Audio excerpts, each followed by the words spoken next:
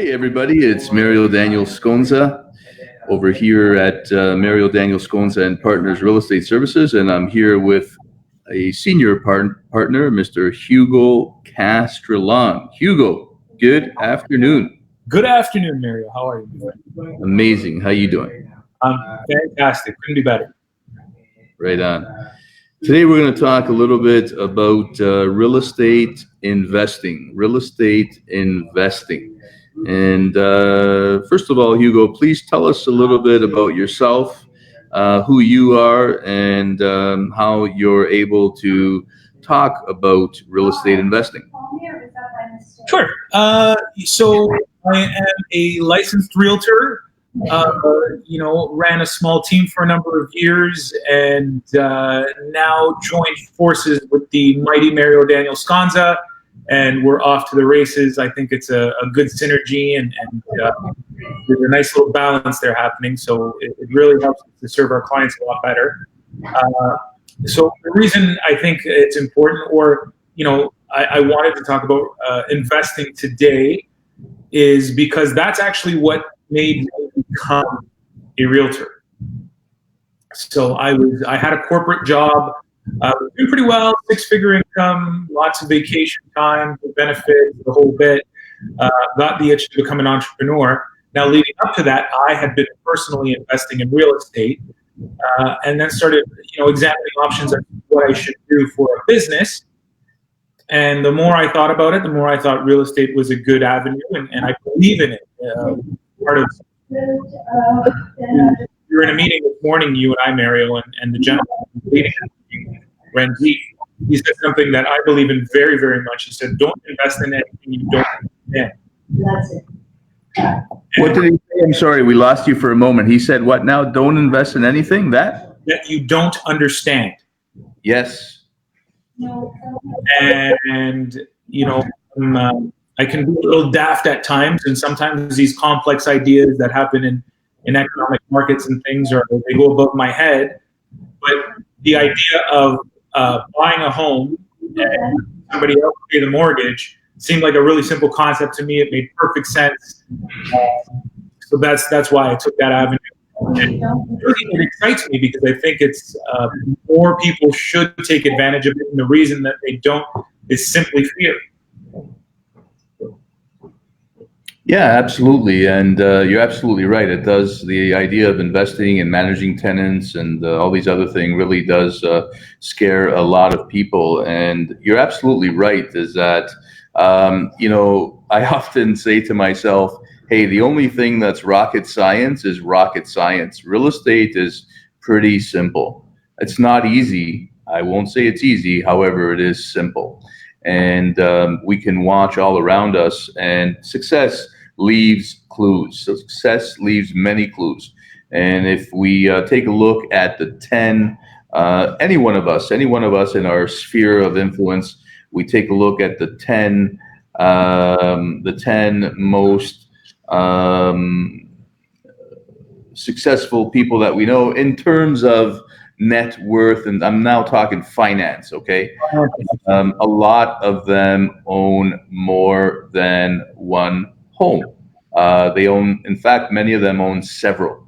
And so real estate is a tremendous way to create wealth, long-term wealth for the family. And I'm not talking about real estate speculating. I'm not talking about buying and flipping. I'm talking about the old adage: don't wait to buy real estate, buy real estate and wait. It's a long-term game. And can you speak to that a little bit, please?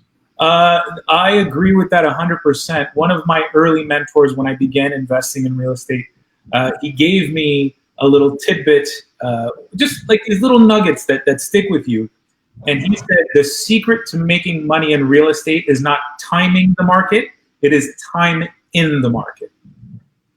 So when I talk to new investors, people that are considering to buy real estate, they always ask, is now a good time to buy real estate? And to what you just said, now is always the best time to buy real estate. And again, the secret is none of us have a crystal ball. None of us.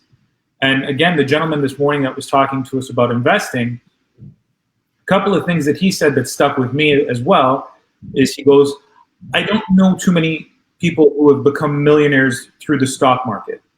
However, I know dozens, perhaps hundreds, even thousands of people who have become millionaires through investing in real estate. So again, to your point that success leaves clues, if you just look at your circle and those, exactly what you said, the people around you with the highest net worth, what's a common denominator amongst those people?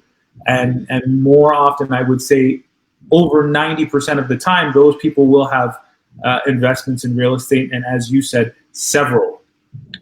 So I do believe that speculating is what makes people afraid of real estate, because they don't understand where the money is made. And if you do real estate investment correctly, and again, I want to emphasize investment over speculation. If you do it correctly, it is virtually zero risk. I want to repeat that. If you do it correctly, it is virtually zero risk. It is far, far less risky than any type of paper investment or anything like that. What do I mean by that? Investing in real estate is purchasing a property that the rent that you collect on that property is greater than its expenses, equal or greater than its expenses, so that you are not coming out of pocket to maintain that property. How does that mitigate risk? Well, people's fear often is, am I buying at the right time? Am I buying at a high period? Am I buying at a low period? If you're buying anytime and the expenses cover the risk, or the rent covers the expenses, the timing really doesn't matter, because you can wait on the market. And one thing that is absolutely certain with real estate markets, or any market almost, is that over time, the trend is up. So the longer you are in a market, the greater your gains or your profits in that market. So over time, the real estate trend is up. Now, in the shorter term, it might do a little bit of this, ups and downs, but over time. So now, if your rent cover your expenses, you simply wait out the ups and downs of the market. And that's really what excites me about presenting that to clients. Yeah, so it's very interesting is that so my father, as you know, is an immigrant to Canada from Italy. He immigrated to Canada in 1950, and he bought his first home actually in 1955. And it was a detached home on Bathurst Street. I believe it was 1056 Bathurst Street, if I'm not mistaken, which is in the Bathurst College area. And do you, Hugo, I don't know, because you're very astute and you've studied this in many different ways. Do you know what the average detached home in the city of Toronto was selling for in 1955? Honestly, I would have no idea. I really wouldn't know. I would know it's a hell of a lot less than it is today. But yeah, take a guess. What do you think it was? In 1955, what was the average price of a detached home in the city of Toronto, in the city core? I want to say somewhere between $40,000 and $60,000. So it was $11,000. That was the average price in 1955. Now, the average price today for a detached home in the city of Toronto is $1.3 million. $1.3 million. So if we calculate the investment return for an immigrant like my dad, who came to Canada in 1955, bought a home for $11,000, and today has a home valued at $1.4 million. And there is an investment calculation, by the way. If anyone wants the investment return calculation, just comment below investment return calculation. It's the return is extraordinary, and it would be far greater than I'm not going to say any investment, because I think that's an unfair statement, because I haven't studied it to that degree. But many investments. There'd be very few, for instance, stock market picks that would even come close to matching that type of a return. And so it's quite remarkable what can happen over time in real estate, especially, Hugo, and of course I have a biased opinion, we live in the greatest city in the greatest country in the world. And our city is very much undervalued in comparison to other metropolises around the world. Can you speak to that a little bit? 100%. I agree with you 100%. And I think we'll park an idea, which I think we should talk about in a little while, that would even say, when you said that it would outperform almost any investment, I would suggest that it may outperform any investment, because the one thing we didn't talk about there was that it's leveraged. And most other stocks or paper things that you're going to buy in the market, they're not leveraged. They're dollar for dollar. So it's a dollar on dollar return. Whereas this investment that your father made was a leveraged investment. I'm assuming that he didn't go out and spend the $11,000. I'm assuming he borrowed, he mortgaged a good portion of that. Precisely.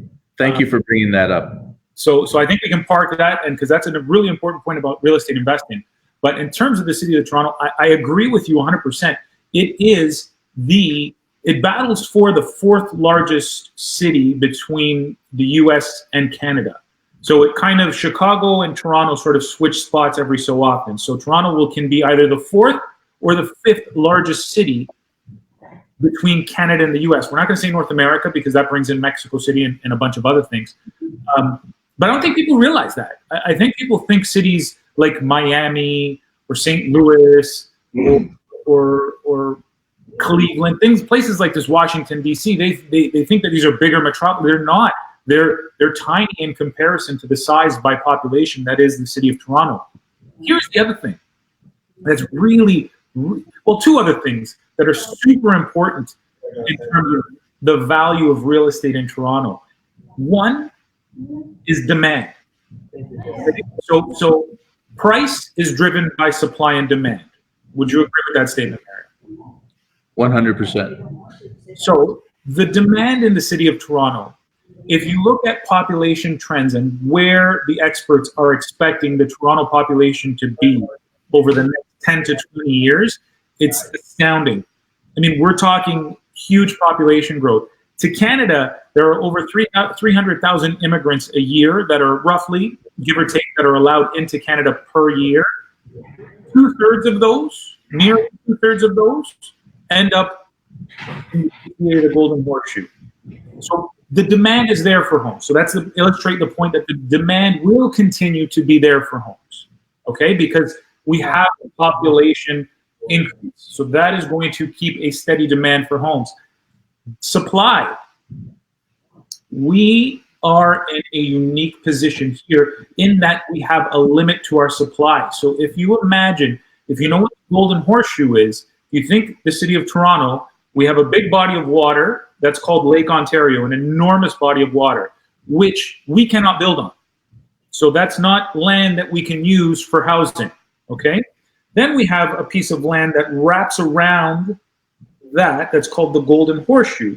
That's the piece of land that we can build. Now, above that, we have another area of land called Greenbelt, which the government has prohibited building.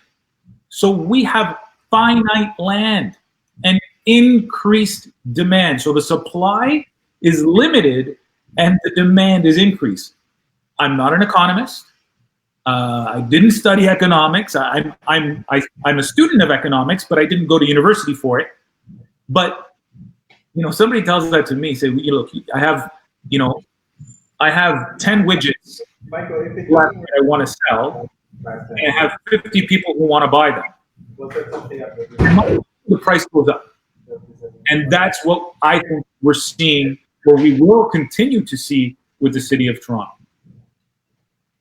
Yeah, and it's very interesting, and that's very astute information that you've shared with the Golden Horseshoe, and I actually never looked at it in relationship to the body of water that encompasses much of our province, especially Lake Ontario. So it's very interesting, because very often we'll see, we'll hear people say, well, I'm going to wait, and I'm going to wait for the market to come down. And the truth of the matter, at least this is my truth, is that only God knows what tomorrow will bring. Let me repeat that.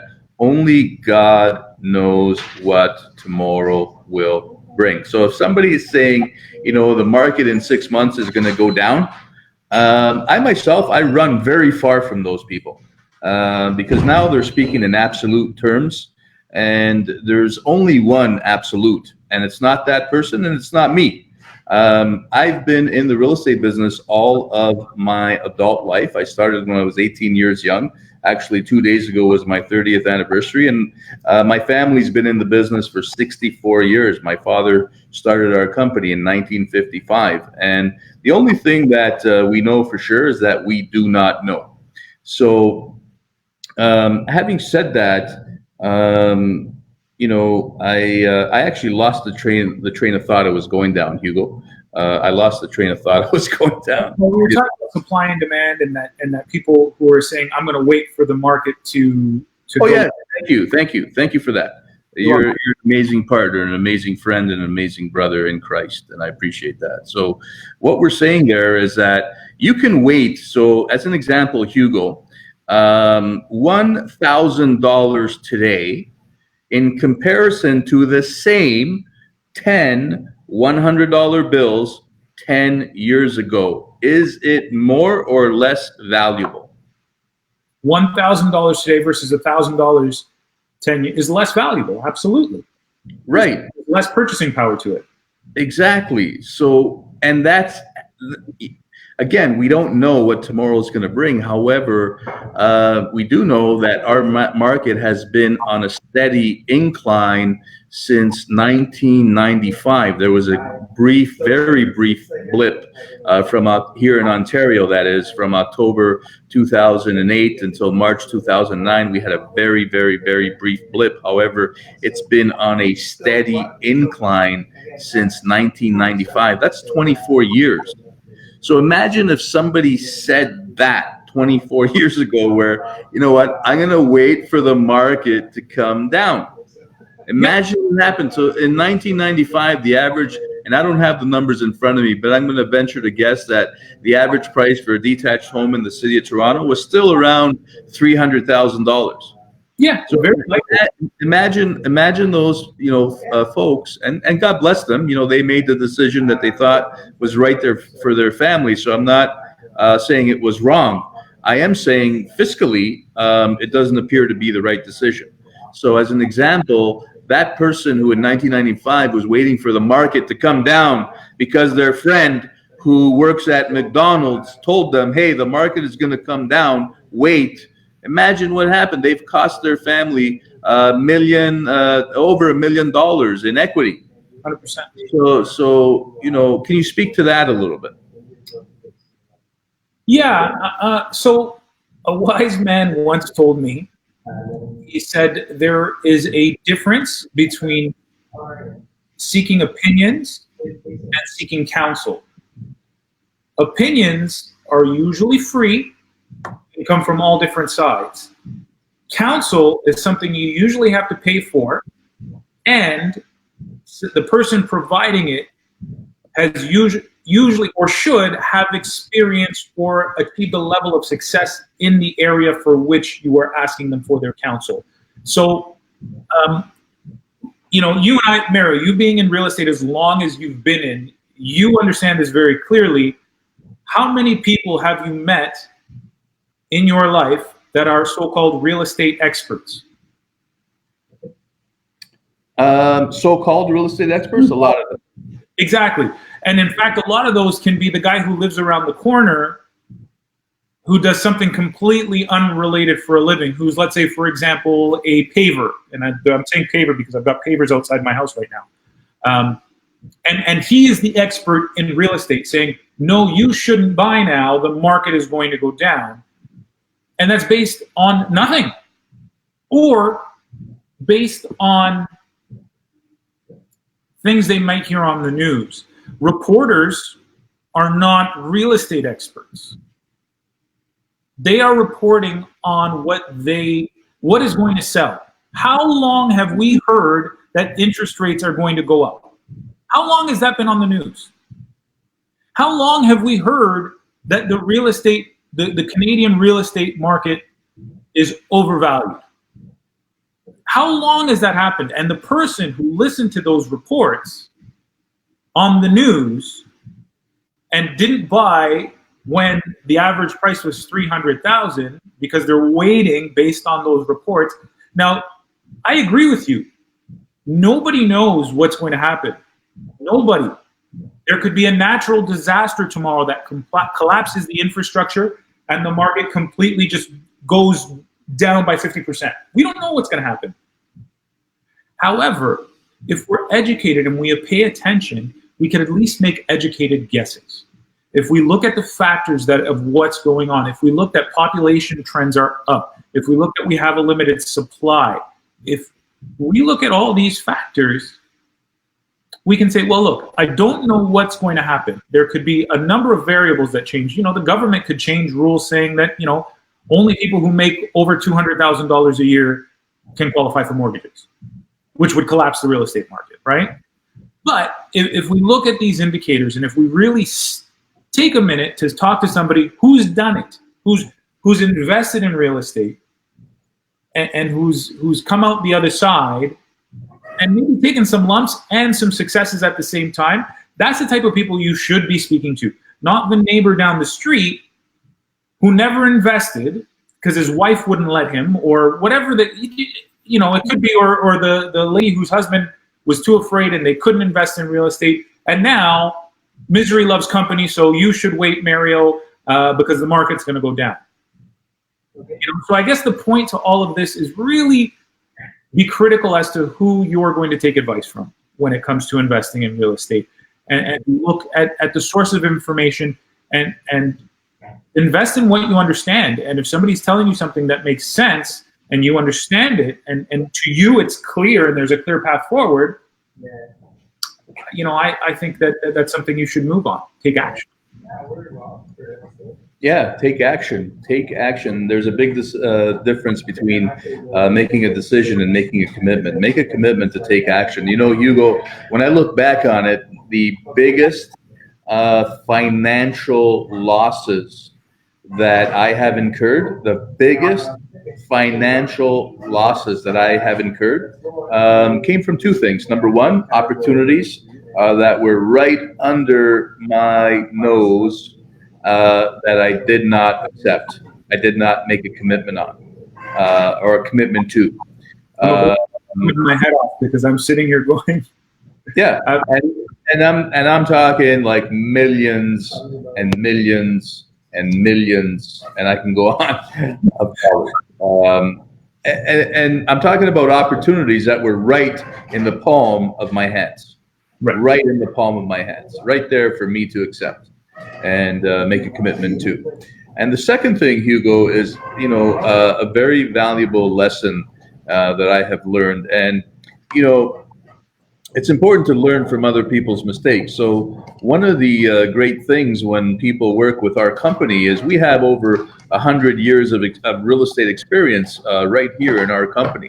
So our clients get to glean from the experiences of others. And we want to learn from those mistakes. We want to fail fast so that we could learn quickly and not make those same mistakes. The other mistakes that I have made, and I say this with deep respect to my life, because I'm not bemoaning those mistakes. They've brought me to where I am and have made me to some degree who I am today. But the second biggest mistake is selling any real estate that I have owned. Okay, so the best time to sell any real estate that I own, never, unless I'm buying a nicer piece of real estate, and even then, don't. So, there's been many millions of dollars that have passed through my hands, and the second part of those, that money was in my hands, and I made a decision for one reason or another to sell real estate that I owned.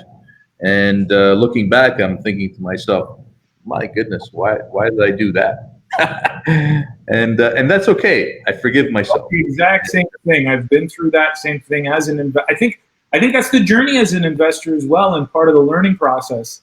In terms of, I there's one property. Like, I mean, I'm sure you have that one property that I sold, and I thought to myself, what was going through your mind that caused you to sell that property? Like, in retrospect, I mean, we all have reasons why we do things, and God only knows what was happening in people's lives. But when we really examine it, we probably, like, if we really dig deep, we probably could have made an effort and hung on to those properties that we were so eager to sell. But yeah, I agree with you 100%. And I mean, just in consideration of time, we've probably got about 10 minutes or so, 10, 15 minutes left. I think, so my experience, I love working with investors. It really is a passion of mine. It's because it's where I started with real estate, and I love opening people's eyes in terms of, what they can do. And the biggest thing that holds people back in my mind, or in my experience, not in my mind, but more in my experience, when people are looking to buy real estate, there's two big fear components when it comes to buying real estate. And one is timing. Is now the right time? Which I think we've done a good job of covering. And please repeat what your motto is on timing. When's the best time to buy real estate? The best time, the best time to buy real estate, Hugo, is 25 years ago. When's the next time to buy? The second best time is today. Fantastic. I agree, 100%. So that covers the timing piece. We can't time the market. We don't have crystal balls. Get into the market. In fact, you know what? If we're going to be, readers of the market and slightly real estate economists to our little micro level here, my opinion is right now is one of the best times we've seen in a long time to buy real estate, because we did hit a little bit of a valley in the last few years. So I believe it's a great buying opportunity personally, and I think we're on the bottom curve of an upturn, is my opinion on it. Whether or not I'm right or wrong, I don't know, but that's my read on what's happening. The other piece that I think that really prevents people from buying real estate and what they're scared of is problem tenants. Or what if I can't get it rented? Okay. What if I can't get it rented? Is that a good rental market? And what if I have problem tenants?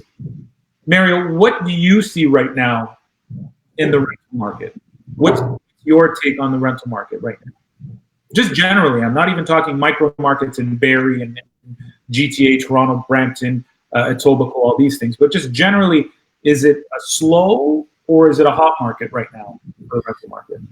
Oh my goodness! In 30 years, I've never seen such a hot rental market. And keep in mind, even taking into account those areas that you spoke about, like Barrie and Orillia, the outer areas, the outlier areas, we're still looking at anywhere between a 1.5% to 3% vacancy rate, which means there's a 97% occupancy rate, and even that's probably skewed to some degree. So look, people have to house their families, no matter what. People have to house their families. So residential real estate is a pretty safe bet because people need a great place to live, and it really depends on the type of landlord you then want to be. So one of the my standards is with my investment properties is, hey, could I picture myself living in this unit? And if I cannot picture myself living in this unit, then I don't expect anyone else to live in there. So in terms of your question about the rental market, I mean, we're seeing, for instance, we're here in the Vaughan area, and we're seeing a townhome, let's say 2,100 square foot townhome, renting for $2,700 a month for a 2,100 square foot townhome. Now, $2,700 a month carries about a $600,000 mortgage. So there's a lot going on and a lot to be discussed in relationship to the benefits of home ownership. But but yeah, the rental market is it's pretty frenetically paced right now. What would your thoughts be on that? I agree with you. I'll be honest with you. The last few clients that I've helped rent homes, so I did a condo for a client the other day. He's a very strong investor. Young man, I mean young. He's probably late 30s, and he works as a manager at a big box store. Makes a decent income, but it's not insane. He accumulated 10 investment properties, plus his primary residence. In any case, he asked me to help him fill one of his condo units. He's just getting busy. He's got all these units. He's got all kinds of money coming in from different places. So he couldn't be bothered trying to fill it himself. He asked me to do it. It took 4 days. It took 4 days to rent for full asking price. Another client of mine bought a triplex in Brampton. And this is recent. Like, I mean, we're talking in the recent time. Actually, it was a duplex that he converted to a triplex. So he added a third unit to it. We had to rent all 3 units. We had all 3 units rented in 9 days. For full, in fact, 2 of them, we rented over what we were asking for. So, yes, the rental market is very, very, very hot. It's not going to be difficult for investors to find tenants right now. In terms of dealing with problem tenants, look, if you've got a good realtor, if you work with a strong team that supports you, you're not on your own, right? So again, you had mentioned we have over 100 years of real estate experience, and you're an investor, I'm an investor, other people aren't on our team are investors. We have investor clients, so we've seen a lot of different scenarios. So if you're a new investor and you come into a scenario where a client, a tenant is causing you issues, if you have a good realtor that has that experience, they can guide you and advise you because they've been there and done that, and they know sort of the best course of action. What I say is, be a nice guy, but be straightforward in terms of you've made an agreement. You're providing a service as a landlord. You are providing, and I agree with you in terms of I only invest in homes that I would otherwise live in, given my situation. I have to look at that unit and say, would I bring my children in here? Am I comfortable that I would allow my children to live in this room with me? If the answer is yes, then I move forward. If the answer is no, then it's not for me because I don't feel good about putting that type of product out for somebody to live in. Now, somebody else that might do that, that's just not for me. However, my end of the bargain is I'm providing you a good, clean space for your family to live in. Your end of the bargain as a tenant, so to speak, is that you're going to pay your rent on time and in full. And if either one of us breaks our end of the bargain, there are consequences. So if the tenant doesn't pay their rent, for as many sob stories or whatever the circumstance is, look, I'm sympathetic, but at the same time, there are rules and protocols, and you've broken your end of the bargain. So now we're going to begin steps. And if you do that, sort of, it's not about being a slumlord or these negative connotations. It's just about understanding that you're doing the right thing, and you expect your tenant to do the right thing as well. If you follow the rules and follow, you really shouldn't have any problems. Right on. Well, I think this was some pretty valuable content that you shared. And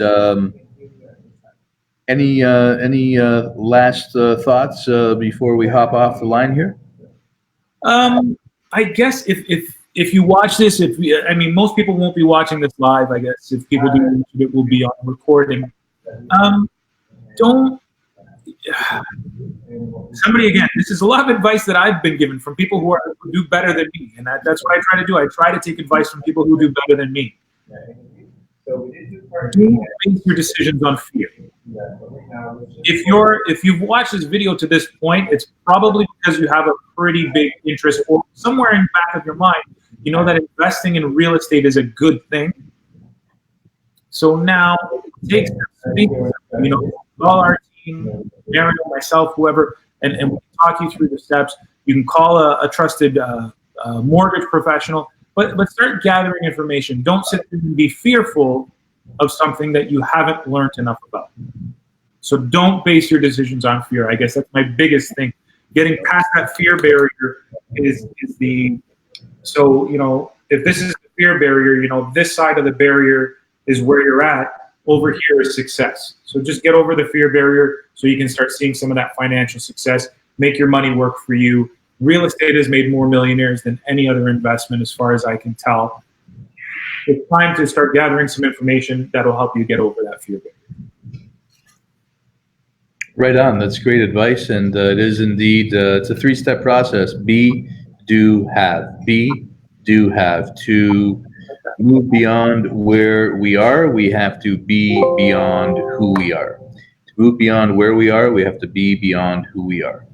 Actually, that's going into my recorder. I thought that was pretty good. That's a really good one. That's To move beyond where we are, we have to be beyond who we are. That's going into my recorder, and then it's going into my journal for my children to one day read, and my grandchildren and my children's grandchildren. Is that what you do? I've seen. So just as a side note, Mario every so often will have discussions like this, and Mario will pull out his recorder and record something that I've said. And at first I thought it was because he was building a case against me to take me to court. but now I think that's great. I think that's really, really good that you're doing that. And you know what? I'm going to apply that. So I have email accounts for my kids that they don't know about, and I write them emails periodically. And what I do is on their 18th birthday, my plan is to give them access to that email account so that they can read sort of the emails that I've written them over the years. Wow. So I think I'll apply. So sometimes you'll say things just like what you said. I'm going to email those little sayings to my kids for them to keep as mementos. Right on. That's very cool. There's 3 things that I want to leave for my children. That's a library of books, a library of pictures and videos, and a library of journals. And so with that, I really appreciate the investment of your time today. I learned a lot from you, Hugo. I enjoy this is a topic that you can ask me to talk about anytime. This is a lot of fun for me, and I'm quite passionate about it. I encourage more people to get on board. Right on, man. Giving starts the receiving process. And thank you. Peace and blessings. Take good care. My friend, thank you.